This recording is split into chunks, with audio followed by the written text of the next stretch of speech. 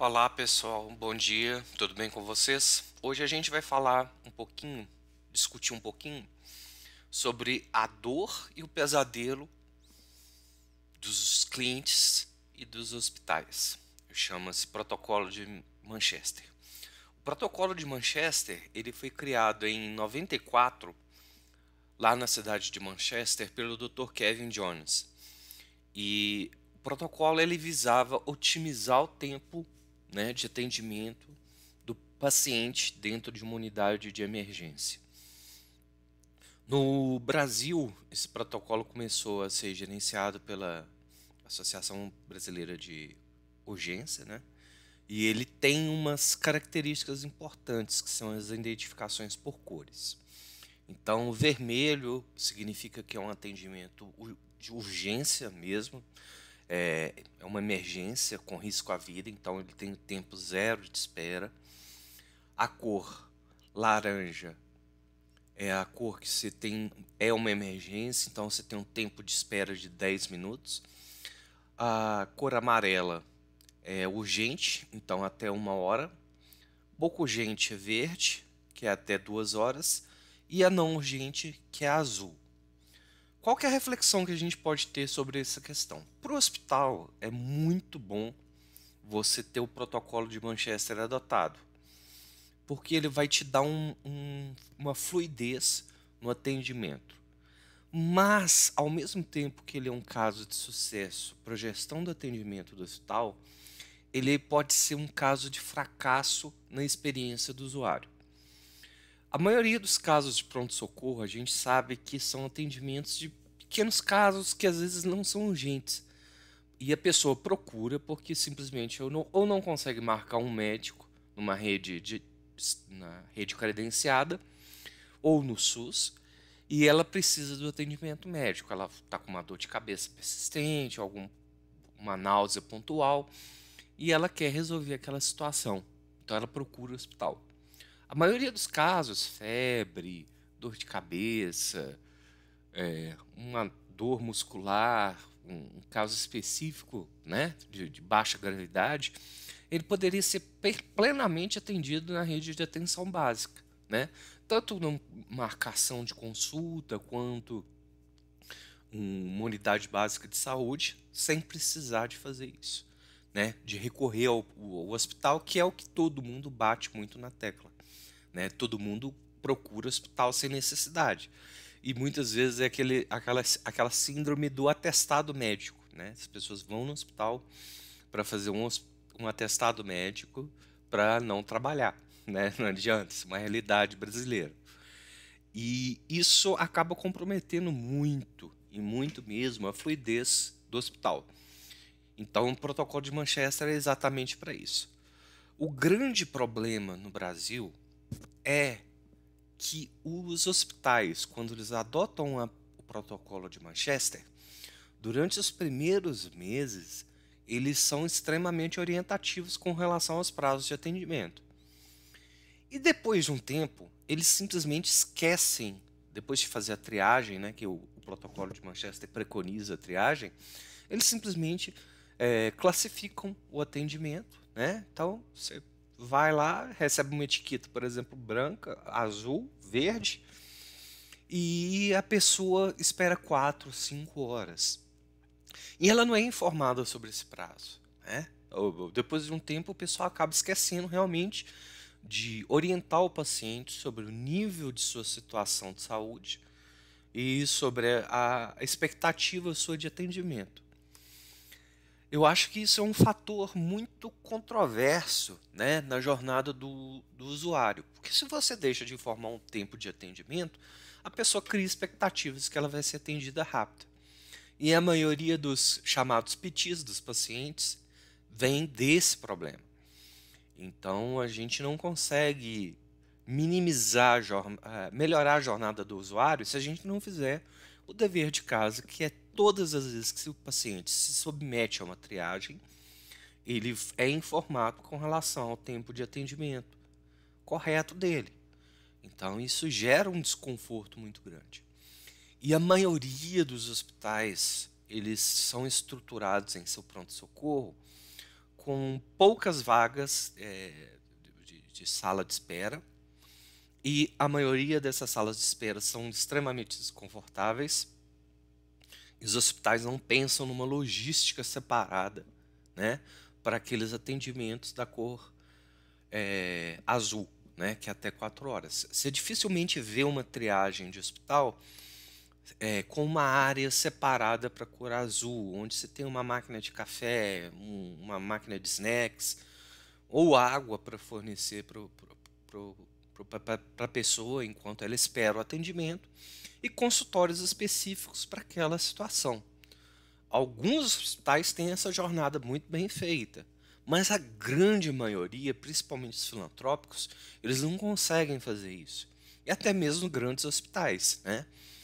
Somente agora que eles estão se atentando na criação de novas unidades a ter essa sala específica para o protocolo de Manchester de baixo risco, né? Não é urgente.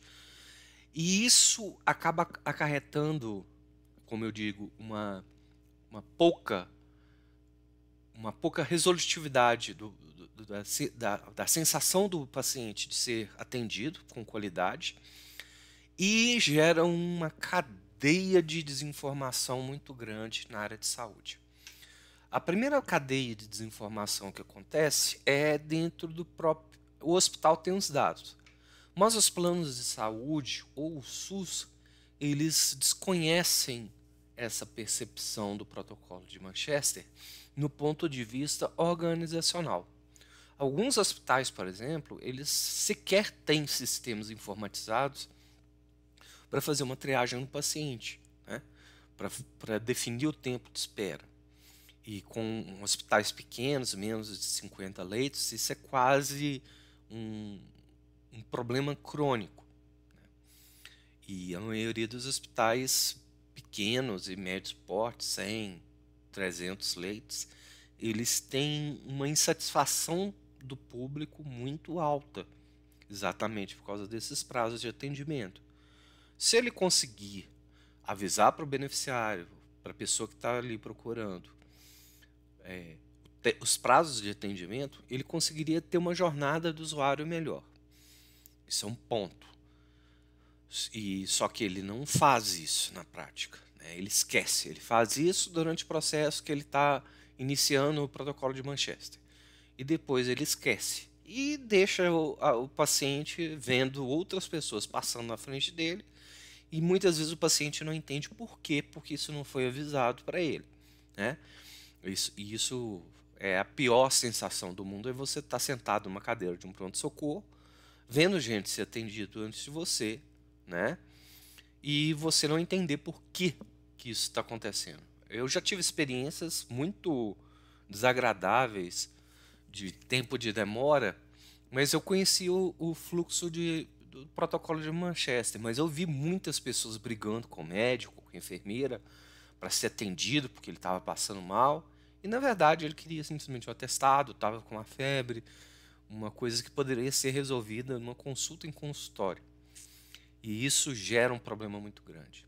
E o grande problema é que as consultas em pronto-socorro são desvalorizadas exatamente por causa disso, né? A remuneração da consulta em pronto-socorro é mais baixa que uma consulta em consultório, devido a esse aspecto. E as operadoras elas não conseguem mensurar, e o hospital até mesmo, muitos casos são assim, que ele não consegue mensurar quais são as maiores demandas que ele tem e qual que é o tempo médio de atendimento que ele faz. Quando o hospital tem uma informatização boa, ele sabe extrair esses dados como conhecimento, ele faz uma preparação logística para atender as especialidades de uma maneira mais objetiva. Mas as operadoras, elas desconhecem isso, né? Elas não sabem a jornada do usuário, nem no consultório, nem no pronto-socorro. E isso acaba elevando o custo, né? Então, se ela tiver uma demanda muito grande de especialistas, né, em determinadas áreas que são de urgência e emergência, né, ela falha em não credenciar mais um número maior de prestadores de serviço para aquelas especialidades que são mais demandadas. Clínica médica é uma. A gente fala que clínica médica é a especialidade que mais tem profissionais, mas, no entanto, todos eles estão atendendo em urgência nos hospitais, né? Eles não estão fazendo uma assistência de base dentro do plano de saúde, né? Eles têm dificuldade de ter acesso. E as operadoras pecam muito nesse aspecto, né?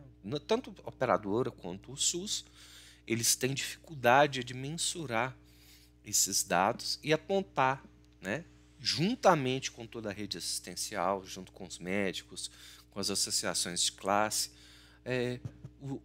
o entender dessa falta de profissionais ou dessa incapacidade de resolver essa questão dentro da atenção básica. Se a gente tivesse um programa de saúde de família, tanto da rede suplementar quanto da rede básica, a gente não teria tanta gente procurando o hospital para fazer consulta médica, né? E os hospitais privados, os hospitais filantrópicos, eles têm muita dificuldade de conversar com a rede credenciada para apontar essas falhas e demandas. As operadoras têm um papel informativo muito grande, né? Que elas estão ali fazendo liberação das autorizações e tudo mais. E elas poderiam simplesmente fazer uma triagem melhor do paciente, seja via teleconsulta, seja por outro método, e ela reforçar esse sentido do atendimento, né? Ela melhorar essa jornada de experiência. O custo disso, é claro, ele envolve sistemas bons, né, para fazer esse acompanhamento e inteligência das operadoras. A operadora que tem um volume muito grande de consultas em pronto-socorro, ela falha na atenção básica. O primeiro ponto que ela tem que ter de entendimento é isso.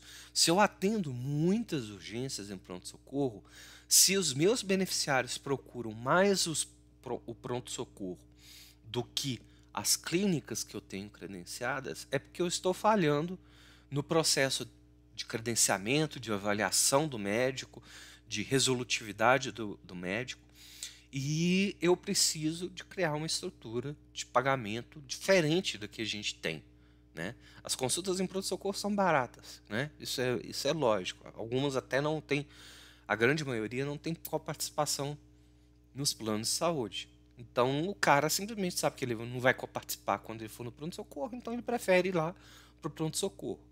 É uma questão educativa. E a gente educa muito mal tanto os pacientes, quanto a equipe de atendimento, quanto a inteligência das operadoras.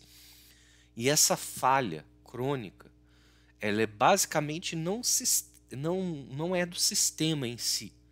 Ela é uma falha de estratégia, de pensar a saúde, né, de refletir sobre os resultados que a gente tem e melhorar a jornada do usuário, né, do paciente.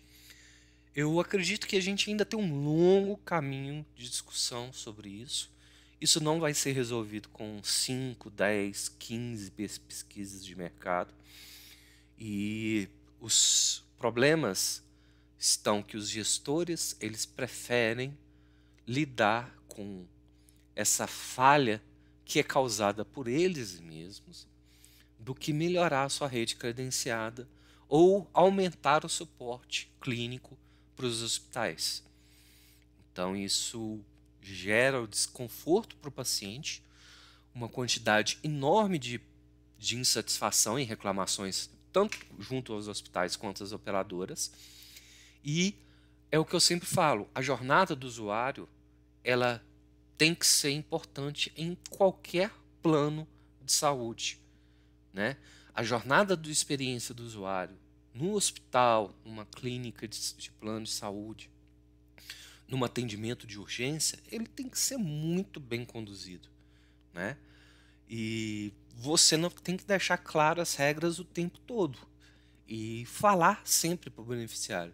Dor de cabeça leve, febre, em dias recorrentes, uma dor muscular pontual, procure a sua rede credenciada.